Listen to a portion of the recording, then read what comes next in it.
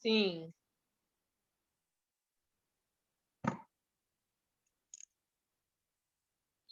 Vocês conseguem ver minha tela?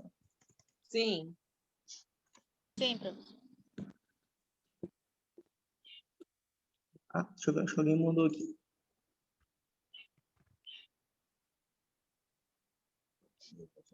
Beleza. Ok. Dá para ver? É que eu não consegui, se alguém falou, desculpa, é que eu não deu para ouvir. Se alguém puder digitar no chat ou falar de novo, por gentileza. Deu sim, Beleza. professor. Obrigado, Samara. Valeu. Então, show, meninas. Vamos lá, então. Deixa eu colocar aqui. Aí. Bom, nós estávamos conversando na nossa última aula sobre alguns pontos, né, fundamentais, importantíssimos. Falamos sobre o uso por pressão, ok? Que é uma condição / situação que acontece com pessoas acamadas, e aí não só pessoas acamadas, né, pessoas que ficam por um período indeterminado acamadas. Não, tá? Nós também, ou qualquer outra pessoa, que fique, ainda que temporariamente, ou seja, ainda que 1 mês de cama, 2 meses, 4, 5 meses, né? Você tem um período para deixar de ser acamado, por exemplo, você realizou uma cirurgia, ou coisa do tipo.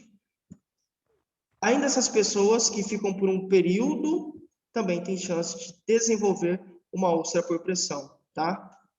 Essa úlcera por pressão é violenta, é agressiva, inclusive é dividida por estágios. A ideia é que, conforme o estágio avança, ou seja, os estágios vão de 1 a 4, né? O 1 é o mais brando e o 4 é o mais violento, o mais agressivo.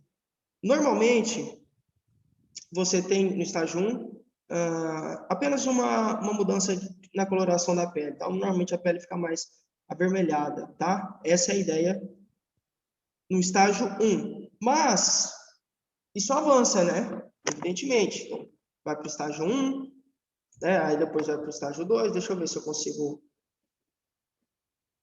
Aqui, ó. Vamos lá. Então, a gente tem algumas. Ó. Estágio 1 aqui só tem uma coloração da pele. Podem perceber aí, não tem nada de. Digamos assim, vejam aqui, ó. Só essa coloração. Aí fica mais avermelhada normalmente.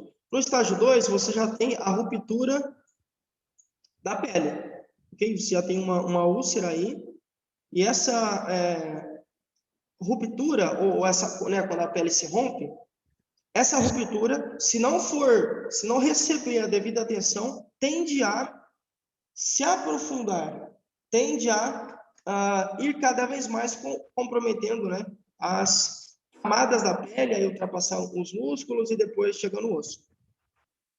Vejam, estágio 3, bem mais profunda, né? Já passou aqui por mais camadas da pele, já está maior, provavelmente já causa mais incômodo ao paciente e também mais preocupação ao cuidador, à equipe que assiste esse paciente. E estágio 4, que é o pior estágio possível, onde você já tem todas as camadas da pele comprometidas, lesionadas por conta dessa úlcera por pressão, tá? Nós passamos algumas recomendações importantíssimas para a prevenção. Hidratação por meio da ingestão de água. Hidratação utilizando hidratantes mesmo, né? Hidratantes, sei lá, loções, né? Por exemplo, óleos que também podem e com certeza vão deixar essa pele mais hidratada. O que mais? Muita atenção no tecido da roupa do paciente. Alguns tecidos causam alergia. Que mais? Atenção na troca de fraldas. É importantíssimo que, assim, né, conforme esse paciente conforme ele faz xixi, por exemplo, esse xixi precisa ser retirado, né? A gente precisa trocar de fralda o quanto antes, porque essa umidade também aumenta as chances de esse paciente desenvolver uma úlcera por pressão. E, obviamente, mais 2 pontos, massagem. Toda vez que a gente realiza massagem, lembra, né? Eu falei para vocês que essas úlceras por pressão se instalam normalmente, ou se desenvolvem em alguns pontos de pressão, lembram? Eu mostrei para vocês. Então, tá aqui, ó. Ó, aqui, vejam os pontos aqui de pressão, ó. Pontos de pressão, pontos de pressão, pontos de pressão. Toda vez que fazemos massagem nessas regiões, lógico, não só, né? Mas também nessas regiões, estamos estimulando o fluxo sanguíneo para essa região, ou para essas regiões. Significa que é fundamental que você realize massagens. Tá? Não sou massoterapeuta, professor. De fato, você não é, mas você consegue realizar uma simples massagem. Até porque a gente, né, realiza massagem, sei lá, no marido, na esposa, né, no filho, na mãe, na tia, não é diferente com o nosso paciente, ok? E para fechar, a mudança de decúbito, porque toda vez que você muda a posição do paciente, você alivia os pontos de pressão, isso acaba diminuindo a chance desse paciente desenvolver uma úlcera por pressão, tá? Muito, muito importante, né, gente? E aí a gente passou, então, uma dica, né, para que essa mudança de decúbito aconteça, a gente passou essa dica aí, que é você utilizar, por exemplo, essa ferramenta aqui, que é um reloginho, que é disposto por cores diferentes. Então, vamos lá, ó. Tem a vermelha, tem a verde e a amarela. Cada cor significa uma mudança, significa uma posição. Vermelho é decúbito dorsal, ou seja, bumbum para baixo, né? Bumbum no colchão. Decúbito lateral esquerdo está tipificado aqui, expresso, né, demonstrado pela cor verde. E decúbito lateral direito, que é quando a pessoa fica de ladinho, só que do lado direito, amarelo. Então, a cada 2 horas no máximo, a gente vai trocando a posição, né, desse paciente, tá bom? Mas isso eu já falei na aula passada, né? E aí aqui mais uma demonstração, você tem, aqui você tem uma posição, aqui você tem outra posição e aqui você tem outra posição, tá? Então, 3 posições. A cada 2 horas no máximo, você vai trocando de posição. Decúbito dorsal, decúbito lateral esquerdo, decúbito lateral direito. Ok? Questão simples, né, gente? E aqui você tem mais uma esquematização dos pontos de pressão, tá? Que são mais, que normalmente essas úlceras se desenvolvem porque são regiões que têm proeminências ósseas. São regiões que têm ossos e daí com contato com as vestimentas, né, do paciente, com as roupas do paciente, contato com o colchão, dependendo também o peso do paciente influencia bastante, né? Quanto mais peso, mais chance de desenvolver uma úlcera, tá? Então esses são os pontos de pressão, os pontos que normalmente essas úlceras costumam se instalar, se desenvolver. Deixei um vídeo aí para vocês, uma sugestão, ok? E aí aqui a gente vai continuar, vai tocar. Ponto importante, nós não iremos, meninos e meninas, né? Perdão. Nós não iremos realizar agora, obviamente, né? Vocês estão em casa, eu estou aqui, não vai fazer a parte prática, tá? A gente vai conversar um pouco mais de forma prática quando a gente for realizar a prática do curso, tá? Fazer, enfim, não só curativos, mas a gente também vai fazer outras questões, então, sinais vitais, manobra de Heimlich, essa mudança de posição, como é que essa mudança acontece, as situações difíceis que você pode e provavelmente vai encontrar no seu trabalho, simulação de entrevista, enfim. Temos uma agenda aí para questões práticas e vocês, nesse momento, aprenderão como é que a gente pode fazer um curativo, tá bom? Lembrando, existem curativos que você não pode fazer, tá? Nós realizamos curativos simples, isso é importante. Não somos especialistas em curativos. Existem curativos que somente enfermeiros conseguem e podem, têm autorização para realizar, ok? Então, nem mesmo o técnico de enfermagem, ok? Só mesmo o enfermeiro, que o pessoal aí fora, o pessoal no popular fala enfermeiro padrão, somente o enfermeiro mesmo pode realizar alguns tipos de curativo. Aqui, enquanto cuidadores, realizamos aqueles mais simples e ou aqueles que a equipe autoriza. Então, olha, seu paciente passou por uma, sei lá, por uma cirurgia, a equipe chama você, cuidadora, e explica, olha, sei lá, Samara, é assim, assim, assim, assim que você precisa fazer o curativo. Se a equipe passa para você as diretrizes, passa para você, né? Se a equipe autoriza que você realize o curativo, é porque é um curativo que não vai trazer prejuízo para o paciente se você executar da forma correta, tá? Mas nem sempre isso acontece. Importante que a gente entenda. Nem todo curativo o cuidador pode fazer, tá? Vamos lá. Bom, esses curativos é importante que nós sempre vamos precisar fazer. Prestem atenção, por gentileza. Os curativos devem ser feitos de forma totalmente responsável. Por quê? É um ser humano, né?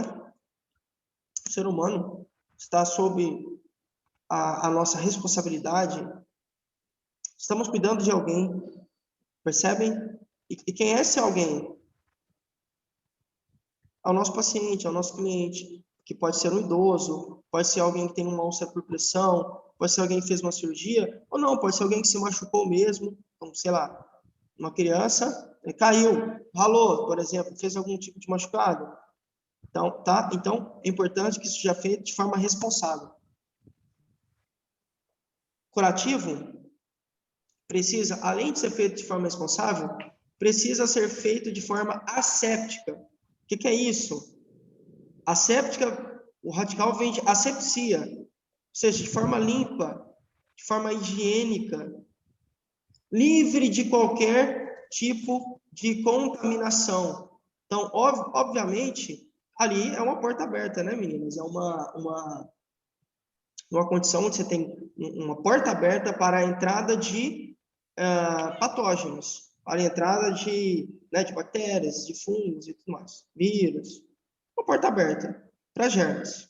E aí, nós precisamos realizar todos os procedimentos de forma asséptica, porque sempre isso tem que passar na nossa cabeça. A gente pode causar uma contaminação, por exemplo, no paciente, tá bom? Bom, os curativos são divididos ou podem ser classificados de acordo com algumas questões. Por exemplo, podem ser classificados de acordo com o tamanho. Vamos lá. Então, existem 4 tipos de tamanhos, né? São 4 tamanhos diferentes, digamos assim. Existem curativos pequenos, os médios, os grandes e os extra grandes. Esses extra grandes acontecem, por exemplo, em caso de uma pessoa que queimou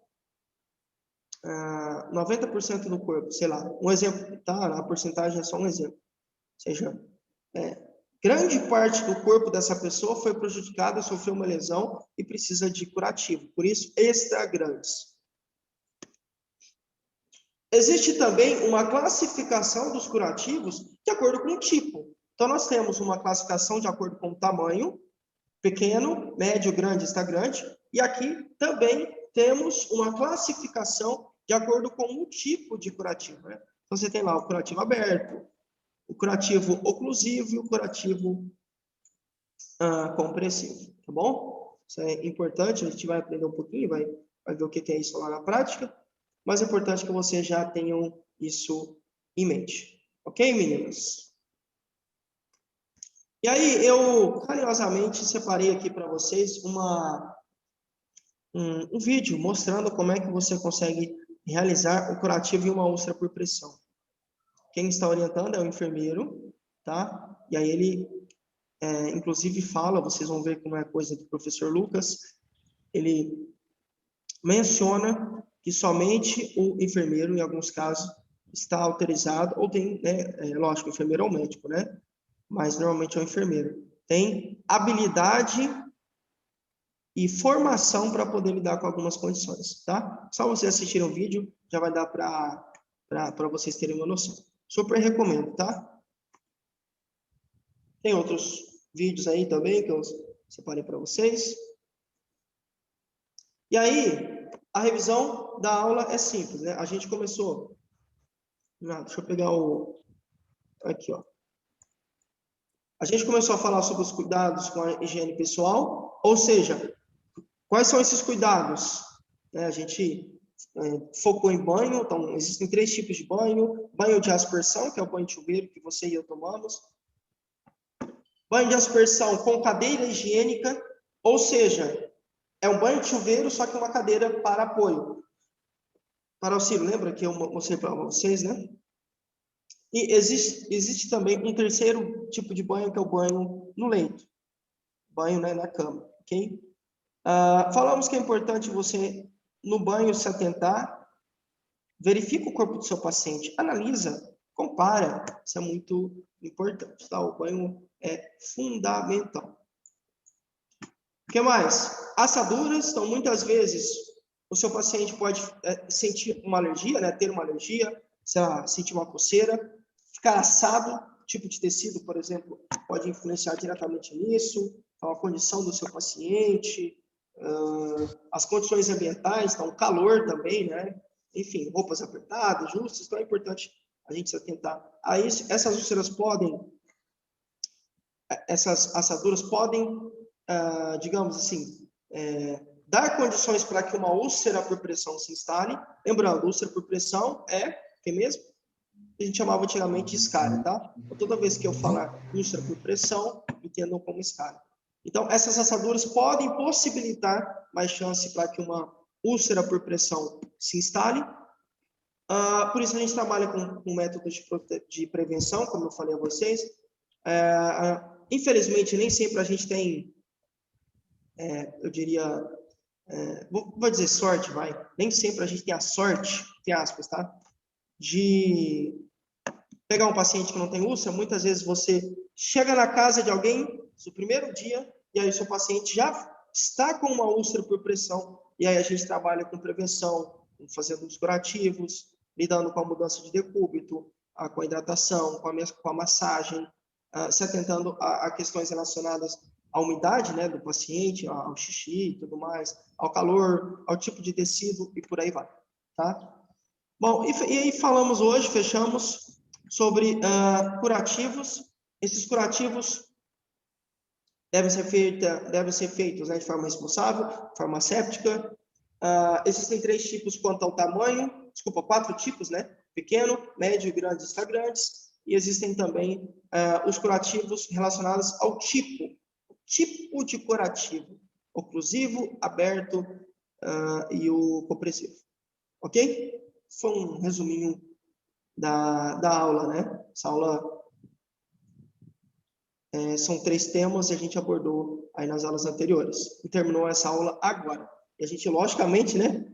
Terminou a apresentação de slides, né, gente? Terminou o capítulo, mas vai para outro capítulo. A aula ainda não terminou, não. Tá bom? Enquanto eu preparo aqui, alguém tem alguma dúvida sobre esses pontos ou a gente pode tocar para o próximo? Pode tocar? Qualquer coisa é só me falar, tá? Pode. Depois é só... Pode Tem tocar. alguém com o microfone aberto? Perdão, eu não vi. Bom, a Sônia estava, eu fechei. A Elisângela estava, eu fechei. Deixa eu ver aqui. Aí, a Maria fechou. Bom, show. Obrigado, meninas. Eu não vi perdão, eu não vi aqui a mensagem no chat, porque eu tenho que sair da tela que eu fico, tá? Perdão aí. Bom, vamos lá. Vamos tocar o barco aqui. Vamos continuar. Agora, a gente vai falar de 3 temas muito importantes. E eu gosto bastante desses temas. Sem dúvidas, a gente lida com ele todo dia, tá? Então, vamos lá. Quais são esses temas, professor? Nós vamos falar hoje sobre ostomias. Mas não precisa ficar preocupada, sei lá, assustada com esse nome feio, é um nome feio mesmo, mas a gente vai conversar, eu vou mostrar para vocês, tá? Acho que vocês vão curtir. Então, vamos lá. Ó, ostomias, higiene oral e cuidando da pele. São 3 tópicos, 3 temas. O que eu falei que a gente lida no dia a dia, né? Que a gente lida todo dia, é o higiene oral. Com toda certeza a gente vai se deparar com isso aí, tá bom? Bom, vamos lá.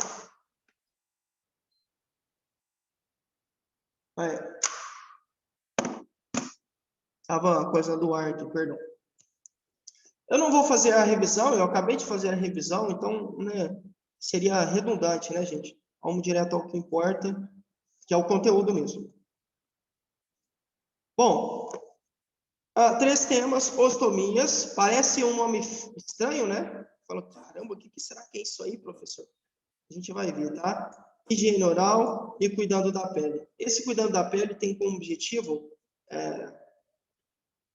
mostrar as camadas da pele para que você consiga visualizar a gravidade que é uma úlcera por pressão e toda a estrutura, ou todas as estruturas, no plural, todas as estruturas que essa úlcera por pressão atinge, agride, né? Que ela vai corrompendo. Calma que a gente vai ver isso daqui a pouco, tá? Então, são 3 temas. Tema 1, ostomias. Tema 2, higiene oral. E tema 3, cuidando da pele. Bom, vamos começar a falar sobre ostomias. Antes que você me pergunte, eu acho que você vai ficar até, talvez, que nome feio. Puxa, que nome estranho. Ô, professor, me ajuda. Fica tranquila, tá? Esse é um nome, de fato, estranho, feio, mas vamos lá.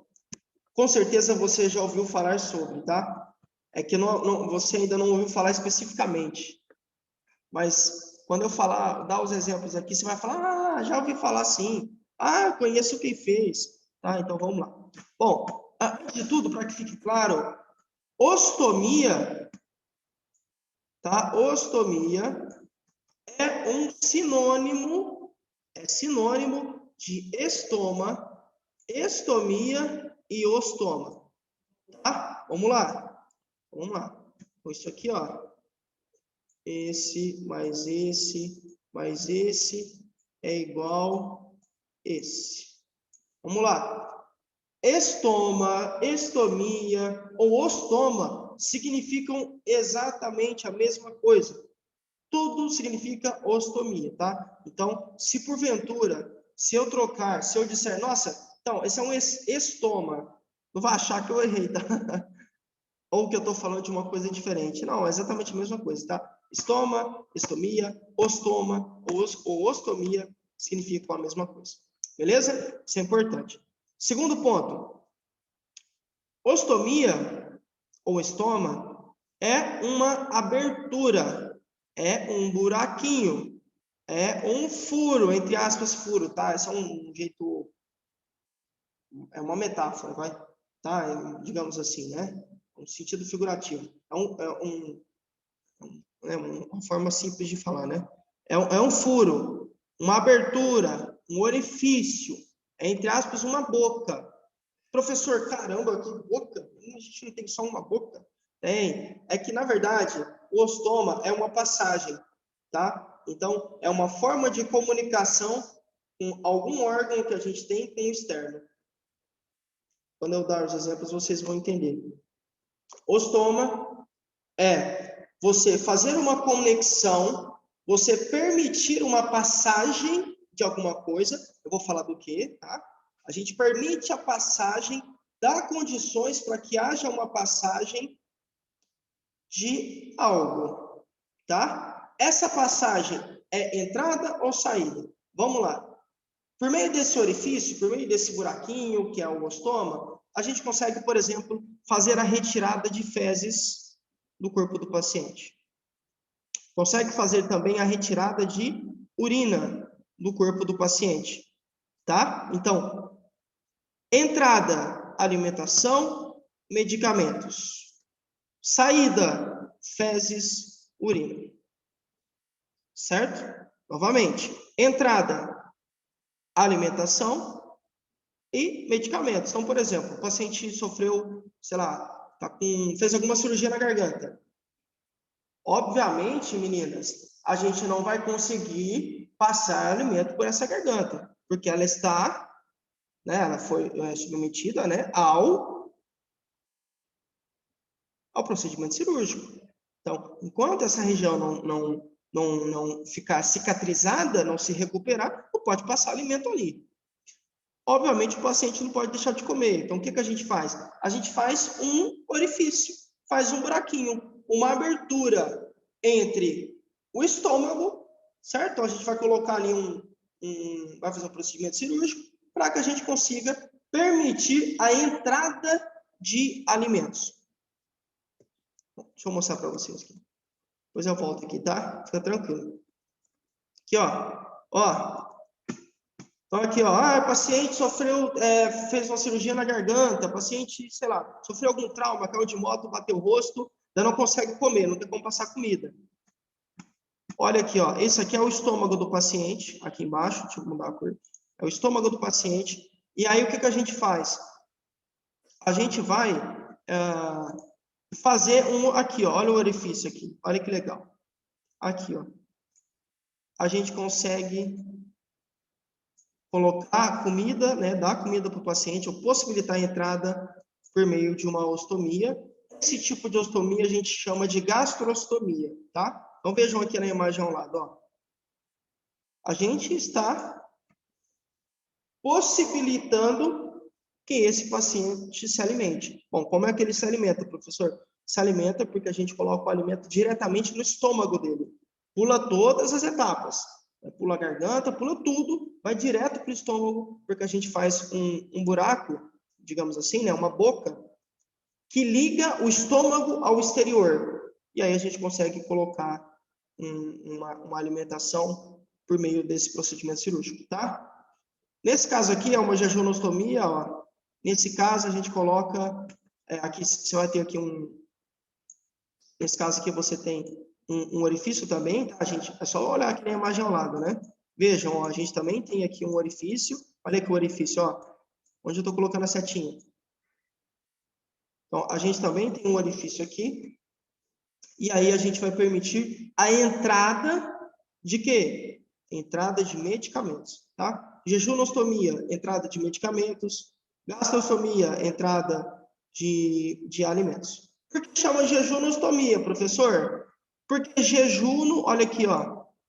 Olha que legal. Esse jejuno é um nome de uma parte do nosso corpo. Por isso que essa abertura é feita direto no jejuno. Então, a comunicação ou a passagem, né, a gente vai fazer a entrada de medicamentos direto no jejuno. Por isso, jejunostomia. Uma boca será aberta no jejuno para que esse organismo receba medicamentos. Tá? Depois eu vou falar, lógico, né, tem detalhes e tal. Então, aqui também, ó, tem mais um tipo. E aqui a gente vai fazer a retirada da urina. Eu vou chegar lá. E tem a muito famosa, tem duas, acho que são mais famosas, a colostomia, por exemplo, aquele caso do Bolsonaro. Lembra que ele tomou uma facada lá no atentado? E aí ele ficou com a bolsinha. Vocês se lembram? Ali os médicos, né, fizeram um procedimento cirúrgico para que as fezes saíssem por ali. Tá? Os médicos desviaram o trânsito das fezes, desviaram o trânsito fecal. Agora, as fezes não seguiam um caminho normal, né? Não saíam lá pelo reto, pelo ânus e tudo mais. Não. Agora saíam por essa bolsinha. A gente vai falar um pouco mais quando for falar especificamente desse tipo de colostomia, tá? E a mais famosa, provavelmente, que todo mundo, acho que vocês já ouviram falar, a traqueostomia. É também um tipo de ostomia, tá? Nesse caso, a gente vai fazer o quê? Vai permitir a entrada de oxigênio e vai permitir também a drenagem, tá? Então, ficou claro, né, meninas? Eu vou falar agora com mais detalhes. Eu só quis dar esse panorama para que vocês pudessem entender o que é. Então, eu consigo fazer a entrada de alimentos, por exemplo, por meio da gastrostomia. Consigo fazer a entrada de medicamentos por meio da jejunostomia. Consigo fazer a retirada de fezes por meio da colostomia. Consigo fazer a retirada de urina por meio da urostomia. E a entrada de oxigênio e drenagem, né? Lógico, né? Fazer também a drenagem por meio da traqueostomia, certo? Então vamos voltar onde a gente parou. Só quis dar um panorama para que vocês pudessem entender. Então é isso, tá?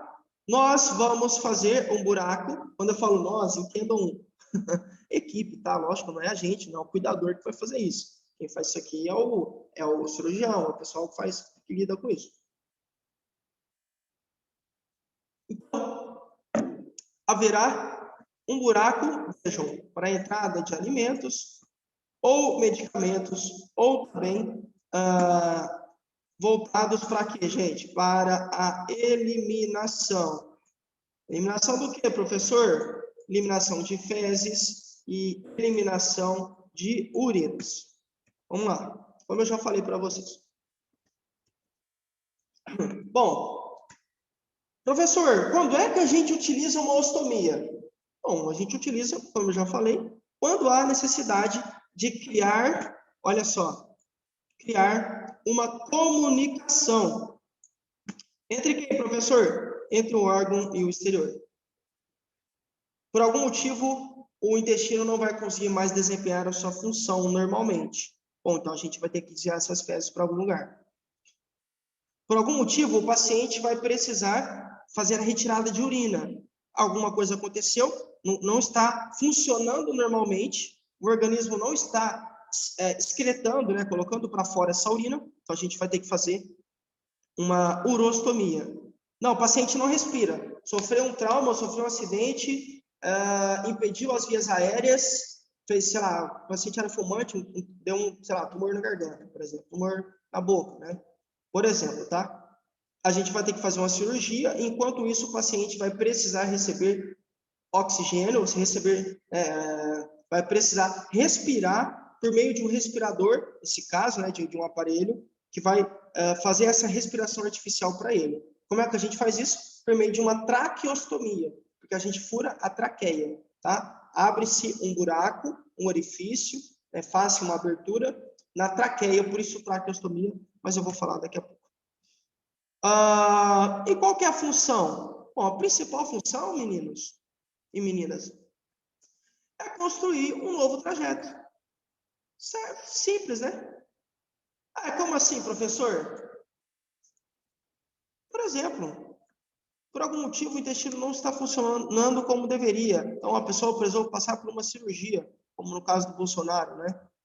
Olha, o intestino foi perfurado, você tem fezes ali, e essas fezes, obviamente, tem bactérias, e se o intestino foi perfurado, a chance de você ter bactérias espalhadas pela corrente sanguínea, né, causando uma infecção generalizada, essas chances são grandes. Ou seja, a gente vai ter que operar, vai ter que fazer cirurgia para fechar, para consertar isso. Enquanto essa cirurgia não cicatriza, enquanto o paciente não se recupera, a gente vai ter que construir um novo trajeto para as fezes. Porque elas não vão poder passar na região que a gente fez a cirurgia, né? A gente vai ter que desviar, fazer o desvio do trânsito fecal, ou seja, do trânsito das fezes, tá? Então, a principal função de uma ostomia é, por exemplo, construir um novo trajeto para fezes ou para urina, quando a gente fala de retirada, né, gente? Então, fezes e urina é o quê? Retirada. E aí, quando a gente fala de entrada, a gente vai possibilitar a entrada de alimentos ou a entrada de medicamentos. Medicamentos, normalmente, jejunostomia, alimentos, por exemplo, gastrostomia. Tá? Eu já falei isso para vocês. As ostomias, assim como os curativos, são divididas por função.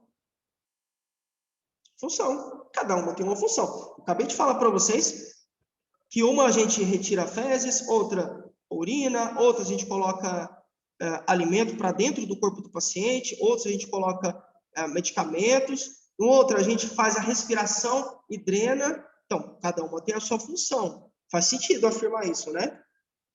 Uma coisa é retirar fezes, outra coisa é colocar alimentos. Permitir a entrada de alimentos. Funções diferentes, objetivos diferentes, certo? Vamos lá, então. Então, são divididas por ostomias de nutrição. Então, jejunostomia, por exemplo, é por meio, né, do medicamento. E aqui, na gastrostomia, você tem entrada de alimentos, tá? Então, a gente tem ostomias de nutrição, quando a gente fala, por exemplo, da gastro e da jejunostomia. Existem também existem outros dois tipos de função, né? A drenagem, que é quando eu quero drenar, né, o paciente, tirar algo de dentro dele, e aí, por exemplo, caso de traqueostomia e tudo mais. Aqui a gente consegue drenar e também colocar o ar para dentro do paciente, né, permitir a respiração. E um terceiro tipo, uma terceira função, perdão, é a eliminação. Então, a gente vai eliminar urina por meio da urostomia e pode eliminar fezes por meio da colostomia, tá bom? Retomando, nutrição, tipos de ostomia. A gente tem ostomias de nutrição, que são a gastrostomia e a jejunostomia, por exemplo. Mais uma função, drenar, e aí a traqueostomia, ou eliminar algo, permitir a saída de algo, fezes e urina normalmente. E aí a gente tem, por exemplo, a colostomia e a urostomia, respectivamente. Beleza? Então, o link vai expirar agora, faltam menos de 1 minuto. Então, daqui a pouco vai cair. Eu vou abrir um novo link e vou colocar lá, tá bom? A aula não terminou, meninas. Como sempre, né? A gente sempre faz isso, mas eu gosto de reforçar. Talvez seja a sua primeira aula, ou, sei lá, se esqueceu. Enfim, a aula não terminou, tá? Eu vou criar um novo link e vou disparar no grupo para você. Então, por gentileza, fique atento ao grupo. Beleza? Então, ostomia é isso. É um orifício, é um buraquinho que a gente vai permitir a entrada ou saída de algo, ou a drenagem. Simples, né? E aí, existem várias funções. Então, você consegue drenar, você consegue nutrir o paciente, ou você consegue fazer a eliminação. Tá bom? Isso é muito importante. Talvez você tenha um paciente assim em algum momento. Ok, meninas? Bom, o link vai cair, eu vou continuar, mas ele vai esperar